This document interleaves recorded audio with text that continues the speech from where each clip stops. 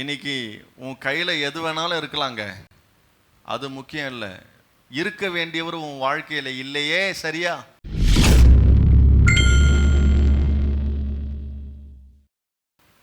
ஒரு இடத்துல பசி எடுத்துக்குது. யாருக்கு?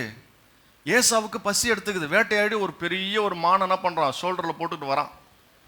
ஷோல்டரில் போட்டுன்னு வரான், பயங்கர பசியாக வரான். இங்கே நம்மளால் என்ன பண்ணிக்கிறாரு, வெளியே உட்காந்து ஒரு மண் அடுப்பை செஞ்சு ஒரு பாத்திரத்தில் ஒரு கரண்டி வச்சு கூழ் கிண்டினுங்கிறாரு. அப்படியே கிண்டி கிண்டி கிண்டி அதை நல்லா சுவையாக செஞ்சு அப்படியே அவர் எப்பவுமே அடுப்பாங்கரையிலேயே சுற்றுறாள். அவர் செஞ்சு சாப்பிடுவார், தூங்குவார், அப்படியே சுற்றிட்டு இருப்பார், செய்வார். அப்படின்னு அப்படி இருக்கும்போது தூரத்தில் என்ன பண்ணுறான், ஒருத்தன் கஷ்டப்பட்டு வரான். வரான்டா யாக்கோபு, ஏசா வரான். இன்றைக்கி அவனை இந்த நேரம் தான் சொல்லிட்டு அவர் வேலை நினச்சிருக்க மாட்டான். அவன் செஞ்சிட்டு இருக்கிறான். கிட்ட வந்தவொடனே பசி எடுத்துக்குது. டேய் சாப்பிட்றதுக்கு எதனா கொடுறா அப்படின்னு கேட்குறான். யாக்கோபு சாப்பிட்றதுக்கு எதனா கொடு, பசி எடுக்குது. உனக்கு சாப்பிட்றதுக்கு வேணுமா? நான் சொல்கிறத நீ கேட்பியா? என்னடா இந்த நேரத்தில் பசி எடுக்குது, இப்போ போய் தொல்லை பண்ணுறியாடா? நான் உனக்கு சாப்பாடு கொடுக்கணுன்னா நான் சொல்கிறத நீ எனக்கு கொடு. அப்படின்னாடா வேணும் உனக்கு? உனக்கு பிறப்புரிமை இருக்குது பத்தியா? சேஷ்ட புத்திர பாகம். அந்த சேஷ்ட புத்திர பாகத்தில் என்ன பண்ண, எனக்கு நீ வித்துரு. நான் உனக்கு ஒரு கிண்ணம் கஞ்சி கொடுக்குறேன், நீ என்ன பண்ண, எனக்கு அதை வித்துரு. இந்த சேஷ்ட புத்திர பாகம் எதை குறிக்குது? இது கர்த்தருடைய கணத்தை குறிக்குது. இந்த சேஷ்ட புத்திர பாகம் அது தேவன் கொடுத்த ஆசீர்வாதம், அது தேவனால உண்டானது எனக்கு அப்படின்னு அவன் யோசிச்சிருக்கணும். யாரு? ஏசா யோசிச்சிருக்கணும். இவன் கேட்ட உடனே சேஷ்ட புத்திரமாவது ஏதாவது இதான் எடுத்துக்கோ, சேஷ்ட புத்திர பாகம் தானே வேணும் உனக்கு, இந்தா எடுத்துக்கோ, எனக்கு கஞ்சை கூடுறான் முதலான்னு கேட்குறான். என்ன சொல்லியிருக்கணும்? உயிரே போனாலும் ஆண்டோடைய ஆசீர்வாதத்தை நான் விட்டு கொடுக்க மாட்டேன்னு சொல்லியிருக்கணும். கர்த்தருடைய காரியத்தை அவன் கனப்படுத்தி இருக்கணும். எந்த சூழ்நிலை வந்தாலும் சரி, எனக்கு ஆண்டவர் தான்டா முக்கியம். நீ என்னடா எனக்கு சோறு போட போற, கர்த்தர் எனக்கு சோறு போட வர்றா, கர்த்தர் கொடுப்பாரான்னு சொல்லி இருக்கணும். யாரு?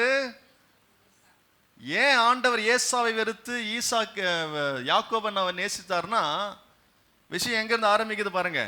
இவன் என்ன பண்ணிட்டான்? அந்த வசனத்தில் தொடர்ந்து வாசிங்களேன். அப்பொழுது யாக்கோபு உன் சேஷ்ட புத்திர பாகத்தை செக்கி வைக்கிறார் நம்மால. உன் சேஷ்ட புத்திர பாகத்தை இன்று எனக்கு விற்று எனக்கு வித்து கொடுத்துரு. அந்த சேஷ்ட புத்திர பாகம் எதுவா இருந்தாலும் கடவுளுக்கு செய்யற எந்த ஒரு விஷயமும் ஆசீர்வாதம் எல்லாத்தையும் நான் தான் செய்வேன், இனிமேல் நீ செய்யக்கூடாது, டீலா அப்படின்னு சொல்லி கேட்கிறான். அப்புறம் அதற்கு ஏசாவுடைய ரெஸ்பாண்ட் எப்படி இருக்கு பாருங்க. இதோ நான் சாக போகிறேனே, டேய் நான் சாக போறேன்டா, இந்த சேஷ்ட புத்திர பாகம் எனக்கு என்னத்திற்கு என்றான். இது எதுக்குடா எனக்கு? எத்தனை போடா, எனக்கு கையில தெம்பு இருக்கு, உழைக்க மனசுல தெம்பு இருக்கு, உடல்ல தெம்பு இருக்கு, நான் அழகா இருக்கிறேன், என்னை சுத்தி 1000 பேர் வருவாங்க, நான் போனேன்னா நான் என்ன பண்ணுவேன், எல்லாத்தையும் சமாளிப்பேன். இதனால நான் பிழைக்கல, அதான் அதுக்கு அர்த்தம். எதனால? இந்த சேஷ்ட புத்திர பாகம் என்ன ஆசீர்வாதமா வைக்கல, ஏன் நான் உழைக்கிற உழைப்பு தான் என்னை நிக்க வச்சிருக்குது. ஹலோ, நான் சொல்றது எத்தனை பேருக்கு புரியுது? இப்படிதான் சொல்லின்னு இருக்கிறாரு ஏசா. கடைசியில் அந்த வசனம் சொல்லுது, அந்த அதிகாரத்துல கடைசி வசனம் பாருங்க. அப்பொழுது யாக்கோபு ஏசாவுக்கு அப்பத்தையும் பயிற்றங்கூழையும் கொடுத்தான். பிளான் பண்ணி வித்துட்டாரு.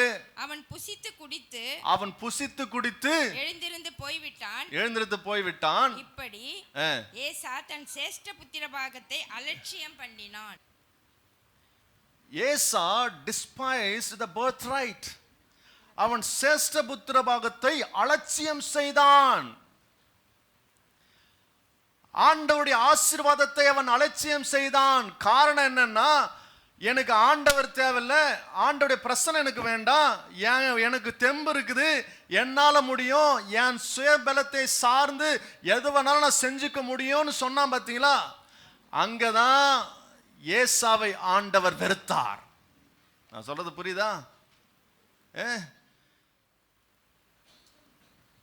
ஆனா யாக்கோபு அவன் குணசாலியா இருந்தான், கூடாரவாசியா இருந்தான். ஆனால் அவன் ஆவிக்குரிய காரியத்துல கண்ணோட்டமா இருந்தான். எல்லாம் புரிஞ்சுக்கணும் தேவஜனமே. யாக்கோபு ஆவிக்குரிய விஷயத்துல கண்ணோட்டமா இருந்தான். இங்க பிறப்புரிமைன்னு ஒன்று கொடுத்துருக்கு பத்தியா, ஏசாவுக்கு காலங்காலமா அவங்க கலாச்சாரத்துல ஒன்று ஃபாலோ, இப்போவும் அது ஃபாலோ ஆகிட்டு இருக்குது. முதல் பிறந்தவனுக்கு எல்லாமே டபுள் போர்ஷனா போகுது. ஆண்டவர் வழிபடுறதுலையும் சரி, எல்லாத்துலையும் அவன் தான் முன்னாடி இருந்து எல்லாத்தையும் பண்ணணும், எல்லா பிளெஸிங் அவனுக்கு தான் போய் சேரும். அப்படிதான் ஒரு முறையை வச்சிருந்தானுங்க. மனுஷனுடைய சிந்தனை எப்படி இருக்கு பாருங்க. இப்படி இருக்கும்பொழுது இது எல்லாமே அவன் வசனம் சொல்லுது, இவன் வேட்டையாடுறதுல வல்லவனா இருக்கிறான், ஹேண்ட்ஸமா இருக்கிறான், எல்லாமே இருக்குது. ஆனால் ஆண்டவர் அதை பார்க்கல. யாக்கோபை ஏன் ஆண்டவர் சிநேகித்தார் என்று சொன்னால், அவன் குணசாலியா இருக்கிறது மாத்திரமல்ல, அவன் ஆவிக்குரிய காரியத்துல ரொம்ப கண்ணோட்டமா இருந்தான்.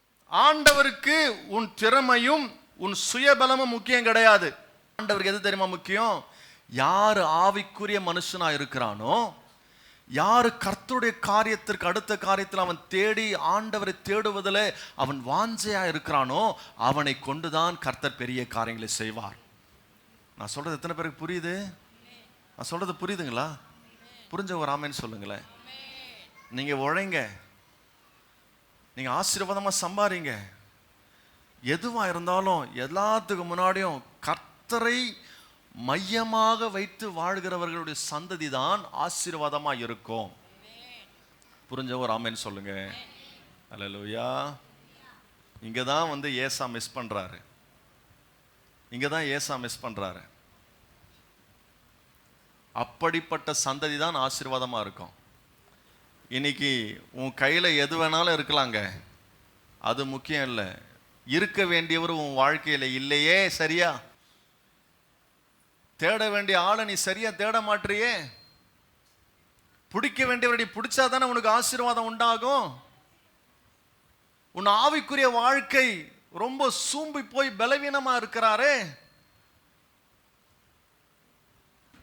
இந்த ஆவிக்குரிய மனுஷன் எவ்வளவுக்கு எவ்வளவு பலப்படுகிறானோ, அவ்வளவுக்கு அவ்வளவு உலக பிரகாரமான ஆசீர்வாதங்களும் பலத்து இருக்கும். நான் சொல்றது எத்தனை பேருக்கு புரியுது?